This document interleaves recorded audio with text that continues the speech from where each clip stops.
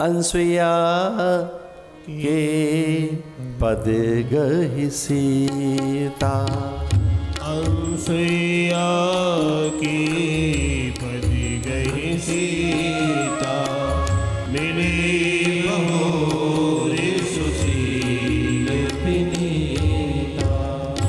आयुष्मती भव, प्रज्ञावती भव, ओजोवती भव।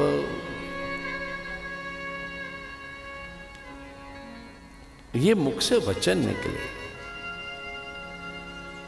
सौभाग्यवती भव, विद्यावती भव, ओजोवती भव, प्रभावती भव, और दिव्य वस्त्र प्रदान करते हैं। ये कहकर कि मैं अपने हाथों से ही पहनाऊंगी सीते। अब इन वस्त्रों को पहनने के बाद कोई विपत्ति, दैन्य, अल्पता, द्वंद्व, मायावी प्रयोग, अभिचार कर और किसी प्रकार का कोई अस्त्र शस्त्र, वो पाशुपतास्त्र हो, ब्रह्मास्त्र हो, और कदाचित वो सुदर्शन ही क्यों न हो, कोई भी अस्त्र शस्त्र अगर ये वस्त्र तैने धारण कर रखे हैं तो तेरा अहित नहीं हो सकता, अमंगल नहीं होगा, अनिष्ट नहीं होगा। वो जिसे जानती थी इसे रक्षा कवच दे रही है, आशीष दे रही है। प्रणाम करने से चारों चीजें मिल जाती है, आयुर्वेद्या यश और बलम। आयु, विद्या, यश और बल से प्रणाम में चूको मत, विशेषकर वृद्धों को प्रणाम करने से, आचार्यों को, ऋषियों को, संत सत्पुरुषों को, कन्या को। ऐसा लिखा है, सुवासिनी को, वृद्धाओं को, ज्येष्ठाओं को, सूर्य को, चंद्र को, तारागणों को, नक्षत्रों को, गौ को, अतिथि अभ्यागत आगंतुक को, माता पिता को। एक जगह तो लिखा है कि अन्य साधन बड़े गौण हैं। न जाने क्यों मनुष्य कष्ट साध्य साधन करता है। गिरिकंदराओं में, उपत्यकाओं में जाकर संन्यास जैसे कठिन धर्म का निर्वाह करने की आवश्यकता क्या है। एक जगह लिखा है कि इतने कठिन नियम, व्रत, उपवास आदि क्यों किए जाएं, चंद्रायण आदि व्रत। एक साधन जो सीधा है, सुगम है, सरल है, क्यों नहीं किया जा सकता? क्या प्रणाम सीधा साधन है? प्रणाम, अगर प्रणाम करने से सब कुछ सहज है, सुलभ है, तो प्रणाम करना चाहिए। पर यह सीखना होगा। प्रणाम कैसे होता है? प्रणाम करसा, करसा माने हाथ से, वचसा शब्दों से, सिरसा सिर झुकाकर, मनसा मन से, उरसा हृदय से, और आत्म प्रणाम। आत्म प्रणाम माने पूरा निवेदन। प्रणाम करना ही सीख लें हम।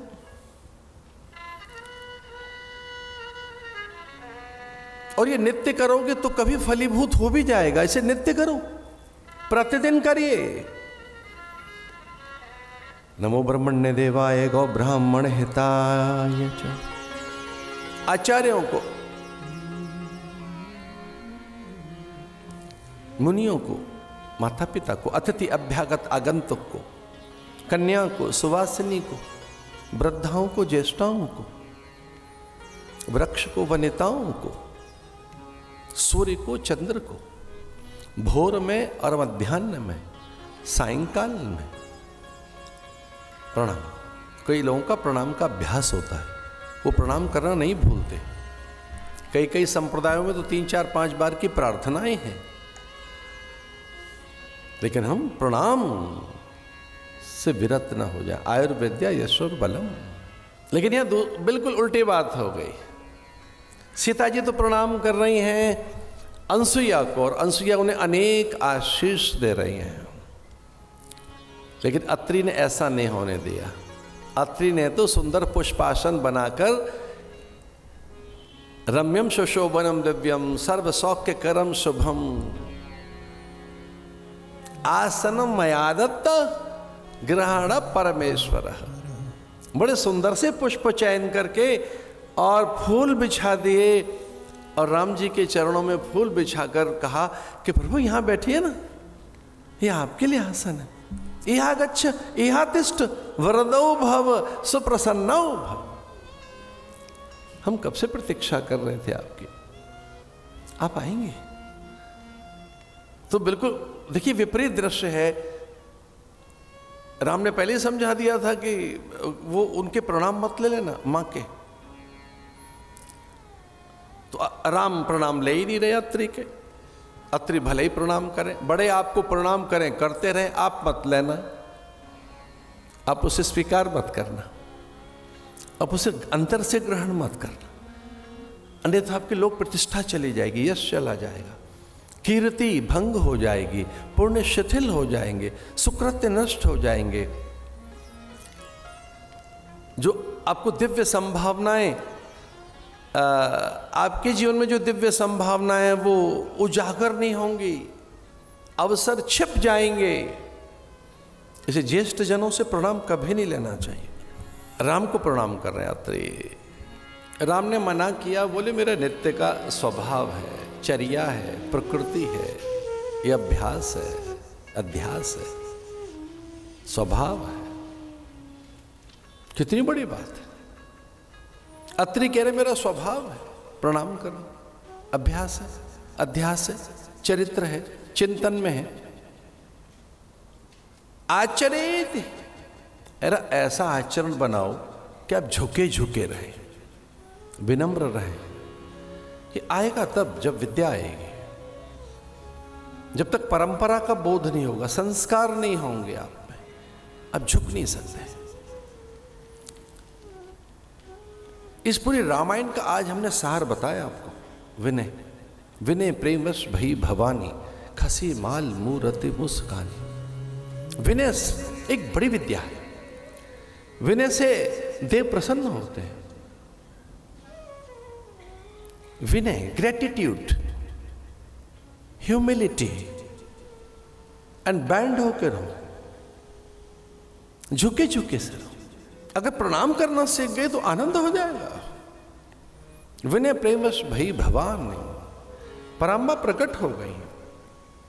सुनो सिय सत्य आशीष हमारी, पूज ही मन कामना तुम्हारी। जो कुछ भी आपके मन में है सीते, वो प्राप्त होगा। मन चाहे राजो मिले सोबर, सहज सुंदर साबर। करुणा निधान सुजान शील स्नेह, जानत रावरो। अहि भांति गौरी असीस सुनसी सहित ये हर सिद्ध अली। तुलसी भवानी पूज पुनि पुनि मुदित मन मंदिर चल। जान गौरी अनुकूल, यही हर्ष न जाए कहे, मंजुल मंगल मूल बाम अंग फरकन लगे। हम उससे भिन्न नहीं है, विलग नहीं है, उस सत्ता से पृथक नहीं है। हम ईश्वर से कभी भी पृथक नहीं है। वो देव हम में है ही, पवन प्रकाश के रूप में, अन्न के रूप में, ऊर्जा और रक्त मांस मेद के रूप में, वीर्य और तत्व के रूप में, आत्म सत्ता के रूप में। इसलिए फिर आपको अनुभूति भी होने लगती है कि देव प्रसन्न है कि नहीं। आप अपनी साधना में ये अनुभव करने लगते हैं कि आपकी साधना सही चल रही है। इसे विनय रखिए और स्वभाव बनाइए, प्रणाम करने का, शीश झुकाने का, वंदन करने का, उपासना करने का, पुष्पों का चयन करने का, दूर्वा धतुर बिल्व शमी भगवान को अर्पण करने का। सुकोमलता आएगी, सौकर्यता आएगी, सौरस्यता आएगी। वो एक अकारण सुगंध आपको मिलेगी। वो गंध मकरंद आपकी ये एक दिव्य औषधि भी है। इसलिए उपासना में पुष्पों का जब स्पर्श करते हैं, आप चढ़ाते हैं, दूर्वा धतूर विजया शमी बिल्वपत्र तुलसी पत्र अर्घपात्र, अभ्यास बनाइए। और ये सब कर रहे हैं अत्रि, अमोघ आशीष प्राप्त हो गए सीता को।